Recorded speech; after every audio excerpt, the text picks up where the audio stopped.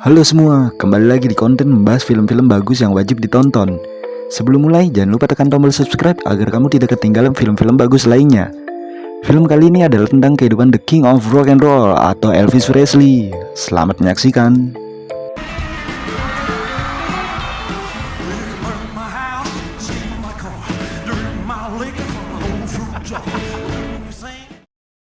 Film dimulai berdasarkan sudut pandang Kolonel Tom Parker, sang manajer Elvis Presley yang jahat.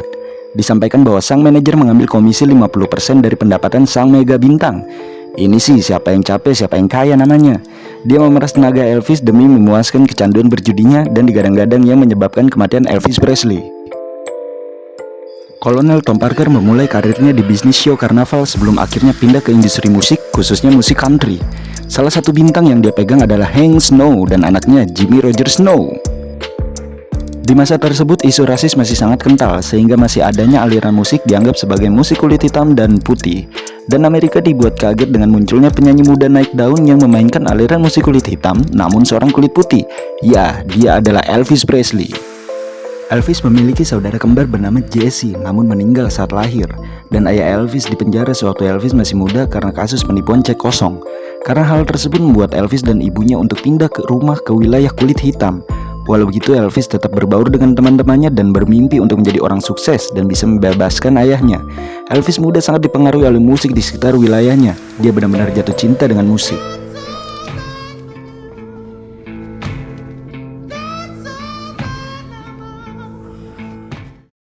Karir Elvis dimulai sebagai supir truk lalu akhirnya bernyanyi bersama Sun Records milik Sam Phillips yang hampir bangkrut karena selama ini hanya merekam musik kulit hitam saja.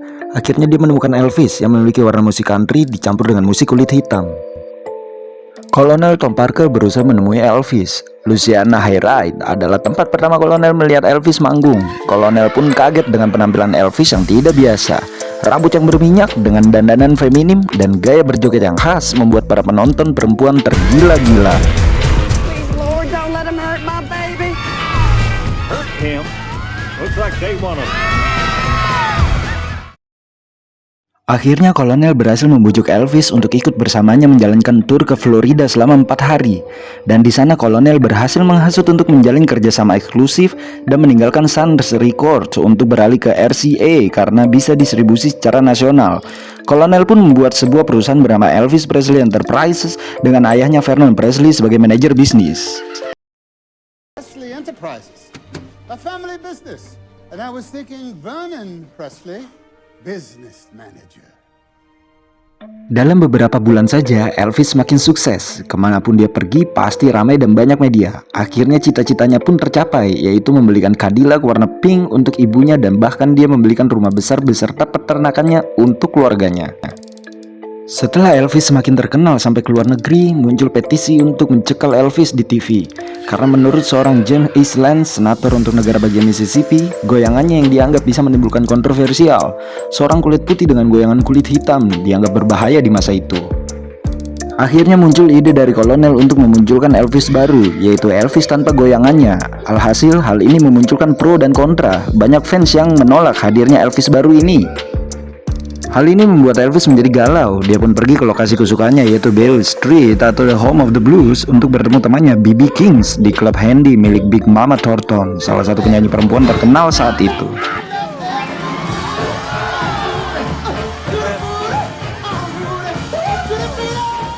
Di sebuah konser di Rosewood Park, Elvis Presley diminta tidak melakukan goyangannya, namun Elvis tetap bernyanyi sambil bergoyang. Akhirnya terjadi bentrokan antara polisi dengan para fans dari Elvis. Karena insiden tersebut, Elvis akan dipenjara. Untuk menghindari penjara, Kolonel melakukan negosiasi dengan polisi bahwa Elvis akan mengikuti wajib militer ke Jerman selama 2 tahun. Karena Elvis mengikuti wajib militer membuat ibunya menjadi stres karena dia tidak mau kehilangan anaknya lagi. Akhirnya selama Elvis wajib militer membuat ibunya terlalu banyak konsumsi alkohol sehingga membuatnya meninggal dunia. Program wajib militer membuat Elvis jatuh cinta kepada Priscilla, anak remaja cantik dari seorang perwira angkatan udara Amerika. Sepulangnya dari wajib militer, sesuai janji Kolonel, Elvis dijadikan aktor paling terkenal di Hollywood. Selama menjadi aktor, Elvis sudah tidak pernah bernyanyi di atas panggung lagi. Elvis pun akhirnya menikah dengan Priscilla, berbulan madu di pesawat Frank Sinatra, dan memiliki anak yang diberi nama Lisa Marie. Hingga akhirnya namanya mulai redup dengan munculnya rocker remaja seperti The Beatles. Dunia berubah dan film-film Elvis Presley sudah tidak terlalu disukai. Dengan kondisi yang seperti itu, namun pengeluaran Elvis dan keluarga besarnya sangat boros membuat Elvis Presley ingin kembali ke dunia musik. Namun kali ini dia harus bekerja sama dengan sutradara Binder dan Bones, karena mereka berdua sudah pernah bekerja sama dengan James Brown dan Rolling Stone. Panggung pertama mereka adalah di acara khusus Natal. Di sini Elvis kembali menjadi Elvis pertama kali dengan goyangannya. Tentu saja soundtrack membuat kolonel beserta tamu penting kaget karena tidak seperti rencana awal, yaitu tanpa goyangan.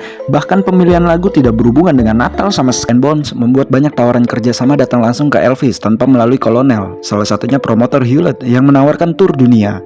Di pertemuan dengan Hewlett sempat memberi info bahwa kolonel sempat menolak tawaran untuk manggung di Jepang dan Jerman dengan bayaran masing-masing 1 juta USD per malam, dan Elvis juga tidak mengerti kenapa kolonel menolaknya saat itu.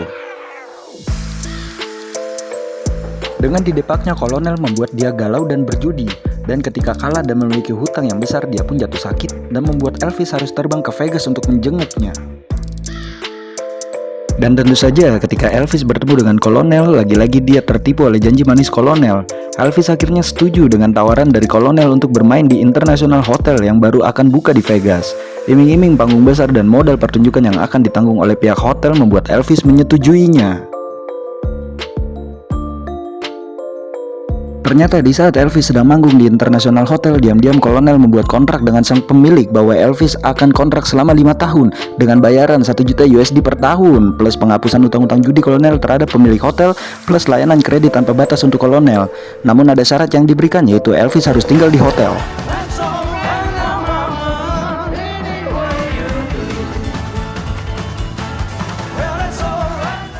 Kolonel pun akhirnya melancarkan strategi dengan menaikkan isu keamanan untuk menggagalkan tur dunia yang ditawarkan oleh Hewlett. Alih-alih melakukan tur dunia, kolonel menawarkan tur 15 kota di dalam negeri dengan alasan kalau dalam negeri keamanan bisa lebih terjamin. Dan sesuai janji kolonel pun membawa Elvis kepada dunia, namun dengan konsep satelit konser yang diadakan di Hawaii namun ditayangkan ke beberapa negara. I invented the world's first ever satellite concert. 1.5. Di balik kesuksesannya, Elvis memiliki ketergantungan dengan obat-obatan seperti Doom, Xanax, dan lain-lain. Maksudnya obat-obatan terlarang. Mengetahui hal ini, Priscilla pun pergi meninggalkan Elvis bersama anaknya Lisa Mary.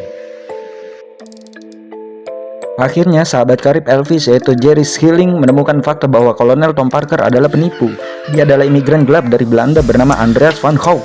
Dia sama sekali tidak memiliki latar belakang militer, sehingga gelar kolonel hanya kebohongan belaka. Ini yang membuat kolonel selalu menolak tur dunia karena dia tidak memiliki paspor, sehingga dia tidak bisa keluar negeri. Tidak lama mendengar hal itu, Elvis jatuh pingsan tepat di saat mau naik panggung. Alih-alih dibawa ke rumah sakit, kolonel malah meminta dokter untuk memberikan suntikan doping kepada Elvis agar Elvis bisa naik panggung. Elvis pun akhirnya tetap manggung, namun di tengah-tengah acara manggungnya, dia akhirnya berbicara membuka aib yang dimiliki oleh kolonel bahwa dia adalah penipu besar. Acara manggung pun langsung terhenti di tengah acara. Kolonel pun langsung dipecat di depan banyak penonton. Kolonel pun mengeluarkan jurus terakhirnya. Dia mulai menyuruh tangan kanannya Tom Diskin untuk mulai menghitung hutang yang dimiliki Elvis Presley Enterprise selama ini dengan total sekitar 8,5 juta USD. Hutang fiktif yang dibuat-buat ini membuat Elvis bangkrut seketika.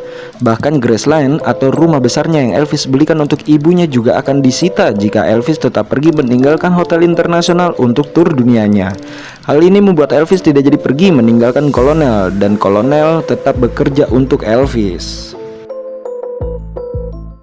Elvis pun tetap berada di dalam kekangan sang kolonel, hingga akhirnya di umurnya yang ke-42 dia meninggal dunia karena serangan jantung di rumahnya di Memphis. Bagi Amerika, kematian Elvis Presley merupakan kehilangan besar bagi negara ini. Ribuan orang yang berduka berkumpul di gerbang Graceland. Elvis dikenang sebagai seseorang yang mengubah budaya populer Amerika selamanya. Kejahatan Kolonel Tom Parker terhadap Elvis Presley akhirnya terungkap di publik setelah beberapa tahun meninggalnya Elvis. Kolonel pun mencoba mengklaim kekebalan sebagai warga tanpa negara untuk lepas dari tuntutan, namun harus mengakhiri hubungannya dengan Presley Estate.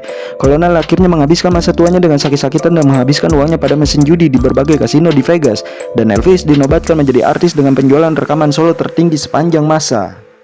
Terima kasih teman-teman yang sudah menonton. Banyak hal yang bisa kita petik dari kisah hidup Elvis Presley ini. Jika ada saran film yang mau kita review, bisa kalian tulis di kolom komen ya. Sampai jumpa.